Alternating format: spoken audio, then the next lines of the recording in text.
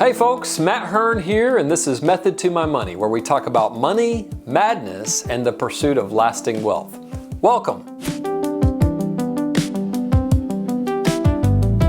Let's be real. Everybody wants to get rich quick. If there were a magic app that printed money faster than your ex ghosted you, we'd all be downloading it.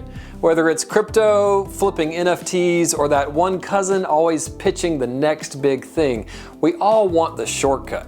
But here's the truth. Fast money has a funny habit of disappearing faster than it showed up. In fact, a study by the National Endowment of Financial Education found that 70% of people who suddenly came into wealth, lottery winners, inheritance, lose it within just a few years. Meanwhile, those who build wealth little by little with boring stuff like budgeting and consistent investing tend to actually keep it. It's not flashy, but it works, just like flossing. Not sexy, but it saves you a lot of pain down the line. Here at methodtomymoney.com, we're all about sharing methods that are time-tested and reliable. Strategies that may take longer to work, but are backed by biblical wisdom and old-fashioned common sense. One of those methods is to avoid get-rich-quick schemes. Here's an ancient scripture that says it better than I can. Wealth gained hastily will dwindle, but whoever gathers it little by little will increase it. Proverbs 13:11.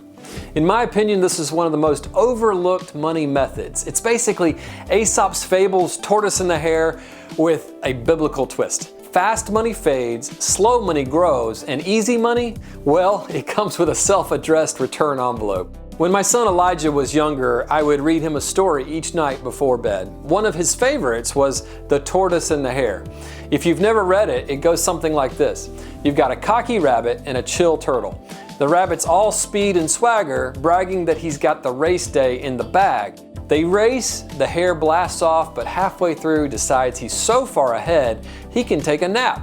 Meanwhile, the tortoise, slow and steady and minding his own turtle business, just keeps plodding along. And guess who crosses that finish line first? Yeah, the turtle. Moral of the story, flashy starts and shortcuts might look good at first, but it's consistency that actually gets you the win. But does this principle hold up in real life? Let's look at an example from the early 1900s. Hetty Green, the so-called Witch of Wall Street, became the wealthiest woman in America, not through wild speculation, but by living frugally and investing methodically. Hetty was so tight that she reportedly only heated one room in her house and wore the same black dress for decades. She bought bonds when they were cheap, never panicked in a market crash, and even negotiated deals from the back room of a bank with her son's broken leg in tow. True story. You can read about it in Hetty, the Genius and Madness of America's First Female Tycoon by Charles Slack. In more recent history, think of the 2008 housing crisis. Remember when banks were handing out mortgages like Mr. Beast giving away bundles of cash? You get a loan, you get a loan. And investors were buying mortgage-backed securities they barely understood. Everyone thought they'd cash in fast, and then boom, the entire economy face-planted. You can read all about it in Michael Lewis's book, The Big Short, Inside the Doomsday Machine. But wait, you say, I need to make money fast. Slow doesn't pay the bills. True, but quick cash will only help you today. It doesn't set you up with a steady income stream and long-term financial success. Plus, bad money habits can bankrupt your future. The Bible doesn't say go out and earn money quickly, it says don't chase easy shortcuts. Hard work is one of the most underrated commodities out there.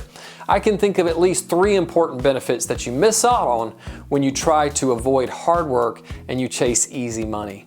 First, hard work leads to more happiness. Studies show that people who work towards long-term goals feel more fulfilled and have a stronger sense of identity. According to research published in the Journal of Positive Psychology, effort tied to purpose boosts life satisfaction and long-term well-being. Second, hard work earns you your own respect. It's the feeling that I did it. Whether it's a paycheck, a project, or just not burning dinner for once, accomplishing things through effort boosts self-esteem. Harvard psychologist Daniel Gilbert notes that people feel happier when they exert control over outcomes, and hard work is one of the best ways to do that. And third, hard-earned success tends to last longer than windfalls. It's the difference between a muscle you built and a lottery ticket you scratched. According to the National Bureau of Economic Research, people who build wealth through effort are more likely to keep it and feel more satisfied with it. Why? Because the journey gives you meaning. You value what you worked for, and that makes it more enjoyable. Sometimes I hear folks say, isn't God a God of abundance? Shouldn't I expect His blessings to come quickly?